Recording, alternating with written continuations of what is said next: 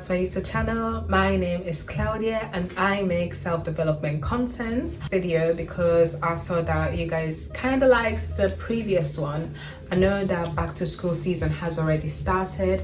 Most people have already started school, but I'm still making this video because people, at least in Europe or England, this is like the first week of school, the first week of uni. So mostly students are still settling in to the new environment. So if you're like in these places, this video will resonate.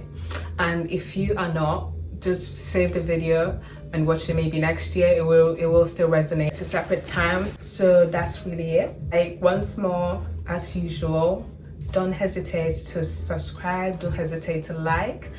Please share a comment. I really appreciate every single comment that I received. Without further ado, I'll move on to the next step of the video. So my first tip is links to school supplies. So by now, I assume that you have probably bought all your school supplies and you're ready to get started, or you have already started your journey. But my first tip is very linked with organization. Organization in school is really crucial because content gets to increase and accumulate. Nothing will save you more than organization. So literally, you have to be almost obsessed with the slightest things when it comes to organization, with your stationery, with your revision time, with your planning, everything. All of this needs to be on point because basically the academic year really depends on it. No one wants to start school, no one wants to start the day without knowing where their equipment is. So make sure you're really organized with your equipment. When you're taking notes, be organized when you're taking notes, how you take them. I'm obsessed with these sticky thingies. I love them, they just come in handy. Diaries, helpful. Mine is pink as well. Also one of my favorite colors. Then for notepads, like, make sure they have, like, I don't know, dividers. Can you see them? It's not really organized right now because I'm still writing notes, but I love those little dividers that are incorporated in the notepad or notebook, because when I take my notes, I know where I'm writing them. I'm not mixing a subject with another. I'm not mixing a topic with another. So everything, when I go to revise, it's all well organized and I know where to find what. And this really saves your mind. This really saves your mind and your time. So take a look at that. Be very vigilant in terms of organization. To have the best start in your academic comeback or academic year is to work on your mind. Your mindset has to be clean, refreshed, and positive. Don't start school, don't start the academic year with a negative mindset. Don't start it with a negative approach, because that's really not the right way to start. We all know the academic journey can get really exhausting. It is demanding. It is really draining. It requires a lot of energy from you. So the last thing you would like to do or you would need is to start with the wrong foot and start with the wrong mindset. So take good care of your mind, meditate, talk to people that you love, talk to people who take good care of you. And even if you need to talk to a therapist, do that. Anything that eases your mind and gives you peace and puts you in a good headspace, you must do before starting the academic year. I've seen so many people starting the academic year and bringing up the issues. We all have our own struggles, don't get me wrong, but there's so many people you can tell that they had very serious issues and struggles and they did not address them or try to start taking care of them before starting school. The result, their thoughts, that energy would only be focused on the negativity that they have been experiencing or the negativity that they're used to. So be very vigilant and attentive to your mental health and mindsets. They all link together. If one goes down, the other goes down. So it is really crucial. And your brain, your head is the biggest computer, is the biggest thing that will be operating heavily these next months. And the biggest thing that you have to do is literally take good care of it, because it gets drained. If your mind is drained, your physical health is declining too. Like, everything strictly tied up with each other. So be very careful and be very vigilant and be selfish with your energy and time to make sure that your mind and mindset is in a good place. To be very careful or strict with your sleep schedule. When it's summer, we all have different sleep schedules. Most of us anyways have time to rest. We all have time to sleep and have fun. So because of that, sleep schedules are a bit wonky, or our sleep schedule lack the balance that we should have. Ideally from a week to maximum the latest 3 days before school starts, start waking up earlier, start setting your alarm earlier. You have to get to train your body to start adapting or preparing for the new routine. My dad basically gave me the advice, basically. That's what I'm gonna say. So literally, when it's a week to maximum 3 days before school starts, make sure that you start waking up earlier and you start going to bed earlier, and make sure that you start getting that 8 hours sleep. Because what ends up happening is that you start the first day of school and you can't wake up. You literally will not be able to wake up, or you'll be really late, or you still go to school but you'll be really drained and exhausted, and you can't literally grasp any single information that was given to you, which in my opinion is the worst thing that could ever happen. Like that's scandalous. And also, I know that the first day of school you won't get any deep questions or topics being thrown at you, but you could get important dates given to you. You still could get important information given to you. If let's say you're starting year 13, you're probably going to start having serious lessons straight away. You might have exams 2 days after. Like literally, what I'm trying to say, make sure that you rest. Make sure that your body is prepared for the new routine. A good, proper morning routine before the start of school is also important.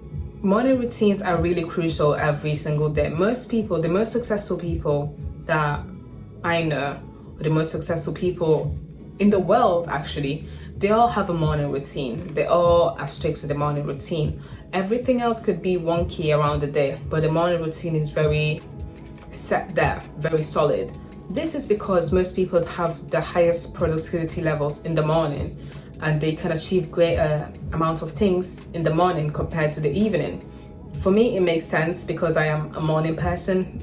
Not that I enjoy waking up immediately early, but I am able to accomplish more things in the morning rather than the evening. That is because later on in the day, most people are tired, most people are exhausted, your brain is not as fast, and all of those things. That is also why I think most schools decided to be in the morning rather than in the evening, because it has been seen that people generally have higher productivity levels in the morning, and thinking time is also quicker in the morning rather than later on in the day.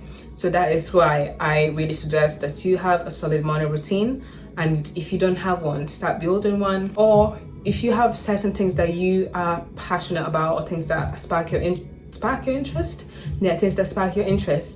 then know how to rearrange that and form a proper morning routine. I am obsessed with planners. You could set up a little calendar or to-do list or whatever on Notion. If you prefer writing things on paper, a wonderful diary will do the job. Or, you know what I mean?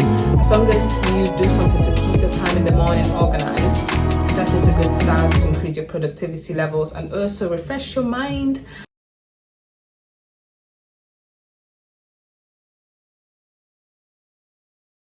One of the biggest things at school is definitely time management. With the amount of workload that most students have, the amount of things that we need to do, it is actually insane, but kind of insane. Like, it is so easy to fall out of track. Like, it's so easy to miss deadlines. It's so easy to be unprepared. It will also make you feel less overwhelmed when most people are. And this also prevents burnout. So it is also important to bear that in mind, because it also benefits not only your academic performance, but also it helps your mental health. One of the most important preparations for a new academic year is also related to your finances. If you're in secondary or primary, this tip is not linked to you, so you can skip to the next part. But in terms of finances, you must know how much your college dorm or how much your accommodation is worth, how much it costs for the year, how much you have to pay for the week. After that, bear in mind how much will your weekly shopping cost. Then how much will it cost to buy the appliances that you need to move into your accommodation, and all those little things, like how much will it basically cost you to live at university or in the new city. After calculating all of that, start saving before that. I cannot tell you there is a specific amount which would be enough, because okay, the government does cover a certain amount of money which you will use to support your studies. However, in most cases or all cases, because everyone I know says that the money the government gives is not enough.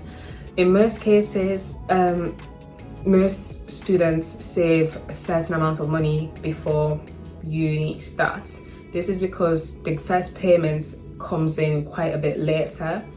So yeah, bear that in mind. So it depends how much you are able to save, and it depends how much your lifestyle requires. And it is not easy to think about these things whilst you're studying at the same time. Bear in mind that the preparation for the academic year that you put down before the year starts will really help you in the long run, because many students as well, when they start university, they don't have a job straight away, and some courses are actually so demanding that you physically can't have another job whilst studying, because from maybe studying a very demanding degree and going on placement or work experience a lot of days, you basically won't be able to work.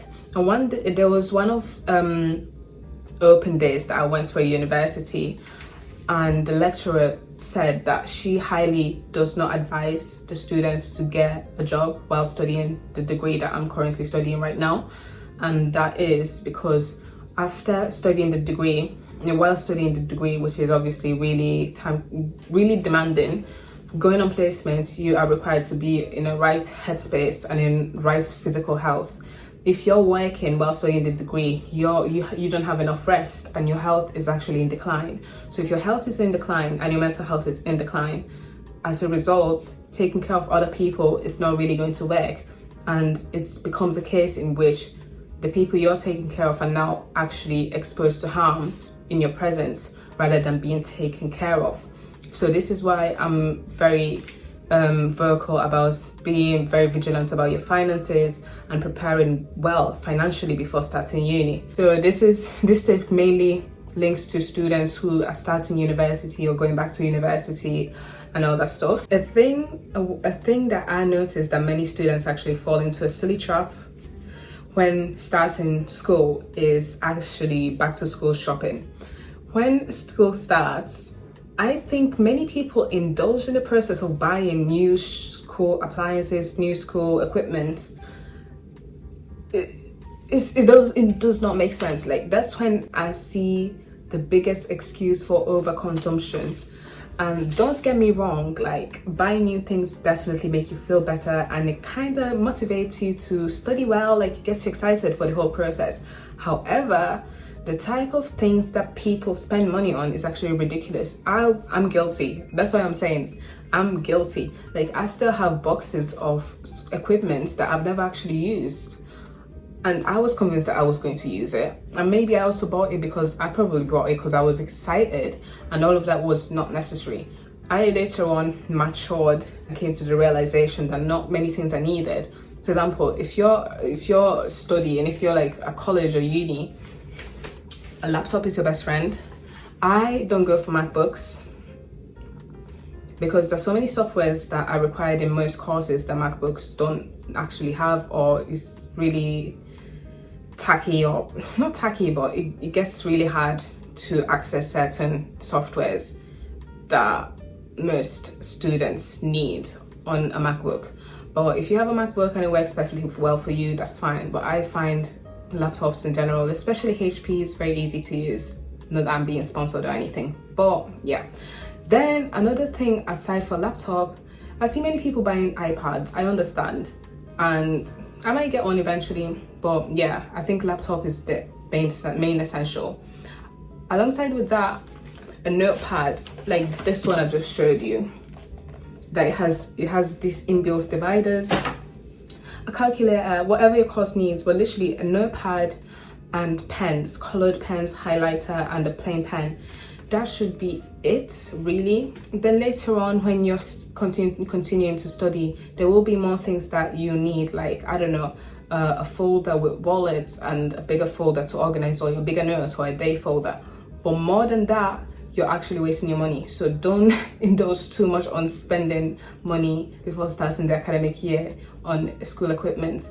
And right now, in this day and age, we spend too much more time online. We spend much more time on laptops and computers. So all these physical things are needed, but not as much as they were needed previously. Most things that you get to write down on paper are now typed up on a document. So bear that in mind, and that is really going to save you a lot of money. And I get that there's this culture of making back to school hauls, which I absolutely love, don't get me wrong, but if you want to be efficient with your money and you don't want to throw your money away on things that you actually want to use, just listen to this advice and don't overspend in stationery in general. My next tip is still tied with overspending, and that is outfits. Most schools in England, at least in the UK, we all have a dress code which requires you to have the school issued uniform. But in other countries like Italy, or I think the United States, I haven't seen anyone with uniforms like that. Most people buy clothes, obviously back to school clothes, and that is really popular and trendy and really fun. However, this is not silly, but coming from me, I'm obsessed with clothes and I love dressing well. However, especially when you're like a university, most of times people don't care about like your outfits, people don't care about how you look like, because things get so serious that no one is actually focused on things like that. But I get if you want to buy things to feel better, to romanticize the whole process, I get it. But don't use just back to school season to just spend money that you actually don't have on things. If you have the money, then that's fine. But if you don't have the money, I don't want you to feel pressured to buy things that you actually don't need just because you've seen other people do it. You don't have to do all of that if you can't do it, because just you be your own person, and don't try to meet up with every people's expectations or vices or lifestyle if you cannot afford that right now. And it's really easy to overspend as a student. Many things are marketed towards students and many things target students because they know that students really get excited when they see things and look forward to buying things. So don't fall into that trap and be very selective of where you give your money. Before starting the academic year, create a playlist, and this resonates mostly to people who enjoy listening to music whilst studying. I am one of those people. I don't like too much silence. I like a bit of chatter or something playing in the background, not too captivating but not too quiet either, if that makes sense. I love listening to jazz music, especially when I'm studying. So in that sense, create a playlist that has that type of music that resonates with you or makes you find yourself in a chill situation, you know what I mean, just to romanticize studying. I love listening to jazz music. I love listening to songs that have like those rain sounds like in the background. It makes me feel relaxed. And I also like listening to SpongeBob. I love listening to like SpongeBob music or soundtracks while studying. It makes me feel cozy, comfy, especially during autumn. It's just lovely. I love it. So you get the gist, you get what I mean. There's so many types of playlists that you can find online and add onto your own, and just create something that resonates with you so you can enjoy the whole process of learning. Lastly is confidence is really crucial. In school, you need to be confident, you need to build confidence. And I think that the best place to build this skill is literally in an academic setting. There's so many opportunities that you kind of have or you're given that will really encourage you to like be more confident. Let's say if you're assessed on a public presentation, that will test your confidence and public speech abilities. And don't be scared of certain opportunities, don't be scared of certain challenges. Just see it as a good opportunity in which you can learn, broaden your horizons and become more developed, because you're acquiring all these new skills, which I believe to be actually incredible, like a great opportunity. There's so many people who are grown, like full adults, parents who cannot speak in a public setting. We are granted the opportunity to explore and experiment these skills, which actually are really powerful. Like you can do so many things, especially if you're able to sit and talk, I don't know, in front of a camera, or if you can sit and talk, not sit and talk, but you know what I mean, speak in a public setting. Not many people can articulate themselves properly. So yeah, that's really it. Thank you guys so much for watching this video. Thank you for clicking, thank you for your time, thank you for your kindness, and thank you for it all. I hope that you have a great academic year. I hope that your start will be as smooth as possible, and I hope that you have the best experience you can possibly have. Thank you once more for clicking and watching, and I'm sending you all of my love, and I hope you have a wonderful day. See you on my next video.